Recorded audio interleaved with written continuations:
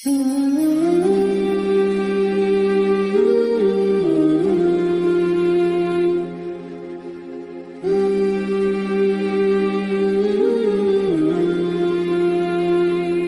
اللہ الرحمن الرحیم عن ابی امامۃ رضی اللہ عنہ قال قال رسول اللہ صلی اللہ علیہ وسلم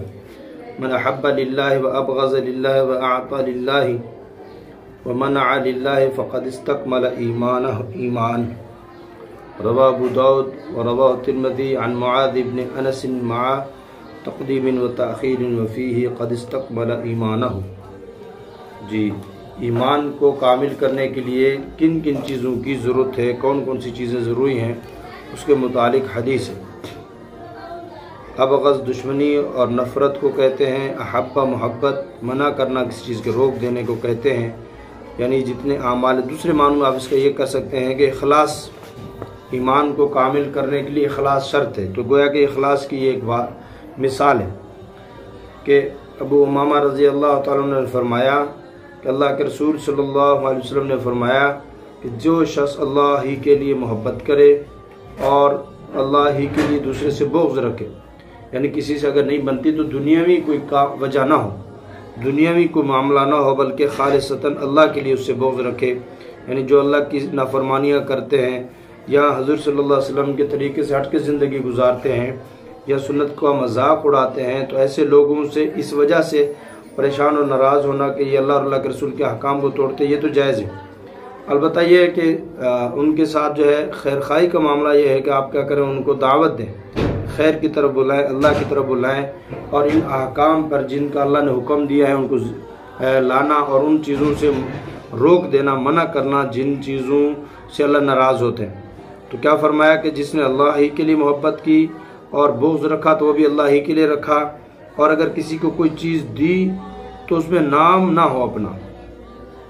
اللہ کے لیے دی، اور اگر کسی سے کوئی چیز روکی ہے وہ بھی اللہ کے لیے روکی، اگر میں چیز دوں گا اس کو تو یہ اللہ کی نافرمانیاں کرے گا۔ جیسے بہت سارے شرابی اور ہیروئنی لوگ ہیں، وہ مانگتے ہیں اللہ کے نام پہ، اب اس کو اگر دیں یقیناً وہ جا کر اللہ کی نافرمانی کریں گے، یقیناً وہ جو ہے نشہ کریں گے اور اللہ کے احکام توڑیں گے، اور شراب پئیں گے تو زنا اور کتنے اس سے جو ہے راس الخطیہ ہے کہ شراب جو ہے وہ کیا ہے، راس الخطیہ، ساری برائیوں کی جڑ ہے، تو اسی سے بنیاد پڑتی برائیوں کی، تو گویا اس میں معاونت ہے، اسے روک دیا، اس کو نہیں دیا۔ اور جس نے اللہ کے لیے دیا اور اللہ کے لیے ہی کسی چیز کو روک لیا، فرمایا اس آدمی نے اپنا ایمان مکمل کر لیا۔ البتہ ابو داؤد کے ترمذی میں بھی ہے، ترمذی میں جو روایت اس میں الایمان کی جگہ ایمان نہ ہوئے، وفیہ اس روایت میں کہا قد استکمل الایمان کی بجائے فقد استکمل ایمانہ ہے،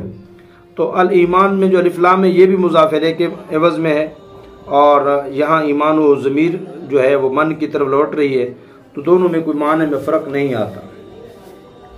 ابو امامہ باہلی رحم اللہ، یہ ابو امامہ ہیں جن کا نام سدی ہے، عجلان باہلی کے بیٹے ہیں، مصر میں رہتے تھے، پھر حمص منتقل ہو گئے اور وہیں دنیا سے رخصت ہوئی، یہ صحابہ میں سے ہیں اور جن سے بکثرت روایت نقل کی ہے۔ اہل شام کے یہاں ان کی مرویات زیادہ ہیں، ان سے بہت سے لوگوں نے روایت کی ہیں، 86 میں انتقال فرمایا ہے۔ تو ان کا نام جو اصل عدی بن عجلان بن حارث ہے، عدی اور بن عجلان بن حارث ہے، لیکن وہ اپنی کنیت ابو امامہ سے مشہور ہیں۔ ان کا تعلق قبیلہ باہلا کے ایک شاخ سہم سے ہے، اس لیے ان کو باہلی اور سہمی بھی کہا جاتا تھا۔ جی، اس پوری کائنات کا پیدا کرنے والا اللہ ہے، اور اس نے انسان کو پیدا کیا اور اس کا کائنات میں سے اس کو اشرف المخلوقات قرار دیا، تو اس کائنات میں جو کچھ ہے وہ سب انسان ہی کے تصرف میں دیا ہے، کسی اور مخلوقات میں نہیں ہے۔ جیسے ایک جگہ آتا ہے کہ خلقت کل شیء لاجلک وخلقتک لاجلی، میں نے تمام چیزوں کو آپ کے لیے بنایا ہے، ساری مخلوق کو آپ کے لیے بنایا ہے، سورج ہے، چاند ہے، ستارے ہیں، بارشیں ہیں، بادل ہے، زمین ہے، آسمان ہے، ساری چیزوں سے انسان نفع اٹھاتا ہے، اور یہ ساری چیز اس کا کوئی کرایہ نہیں ہے، کوئی بل نہیں ہے۔ اس کا کرایہ اگر بل ہے تو وہ یہ ہے کہ اللہ کے سامنے جھکے، اللہ کی عبادت کرے، اللہ کی بندگی کرے، کیونکہ آپ مسلمان ہیں۔ اگر مسلمان ہیں تو الاسلام گردن نہادن، گردن کو اللہ کے لیے جھکا دینا تو ہے ہی اللہ کے لیے، تو ساری چیزیں اللہ نے انسان کے لیے بنائی ہیں۔ جیسے آدمی کسی کو نوکر ملازم رکھتا ہے تو اس کی ضروریات کو بھی دیکھتا ہے، اس کے جو کپڑے ہیں یا اس کے کھانے پینے کا بھی انتظام کرتا ہے، ڈرائیور ہے تو اس کا کرتا ہے، تو اللہ پاک نے اپنی بندگی کے لیے پیدا کیا تو اس کے کھانے کا انتظام بھی فرمایا، کپڑے کا انتظام فرمایا۔ جیسے تفسیروں میں ہم نے پڑھا ہے کہ موسیٰ علیہ السلام کی قوم کے اللہ نے کپڑوں سمیت بچوں کو پیدا کرنا، عمر بڑھتی جائے کپڑے بڑھتے جائیں، گویا کہ اللہ پاک نے اپنے بندے کی ہر ضرورت کو پورا کرنے کے لیے انتظام فرمایا ہے، بدلے میں کیا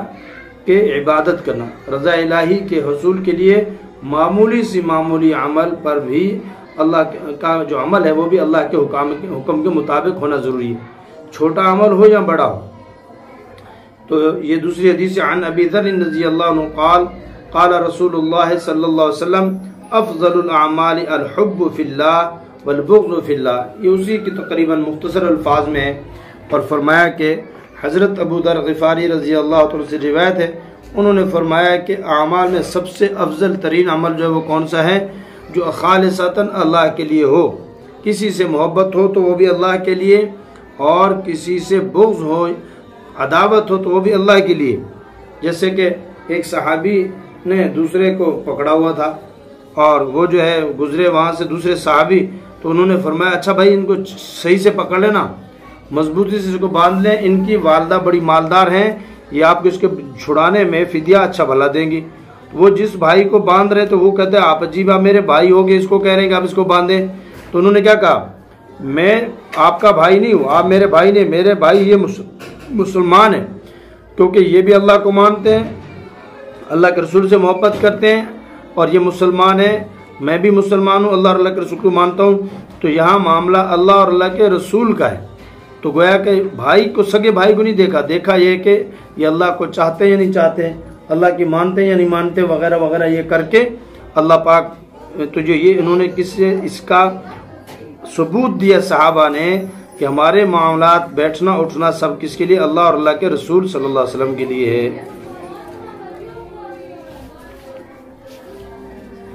تو فرمایا قرآن کریم جو اللہ کی کتاب ہے براہ راست نبی اعظم اور آخرت کے قلب اقدس پر نازل کی گئی، اور ہر ایک مسلمان خواہ وہ کسی بھی مکتب فکر سے وابستہ ہو قرآن کریم کو وہی مطلوب مانتا اور تسلیم کرتا ہے۔ اس کے مضامین پر نظر ڈالنے سے یہ بات روشن سے بھی زیادہ واضح ہو جاتی کہ اس میں ایک مضمون کو بار بار بیان کیا گیا ہے، کہیں کسی بات کی وضاحت کی گئی اور کسی کی طرف محض اشارہ کیا گیا ہے۔ وہ کون سا مضمون ہے؟ فرمایا کہ وضاحت کی گئی بات کی طرف اشارہ کر دیا گیا ہے، یہی صورتحال احادیث میں پائی جاتی ہے۔ لیکن افسوس کے بعض لوگ اس بات کو تنقید کا نشانہ بناتے ہیں اور ناخواندہ جاہل لوگوں کو احادیث بدظن کرنے کی کوشش میں مصروف رہتے ہیں کہ جی قرآن میں یہ آیا ہے، حدیث میں یہ آیا ہے، اور ایسے لوگ یہ باتیں کرتے ہیں کہ جو قرآن اور احادیث سے واقف ہی نہیں، ان کے عربی سے واقف نہیں ہے، ان کی عبارت نہیں آتی، ترجمہ نہیں آتا، متعلق کا پتہ نہیں ہے، کسی چیز کا کچھ پتہ نہیں ہے، اردو کے تراجم دیکھ کے اسے جو ہے نا پھر وہ فتنہ پھیلاتے ہیں۔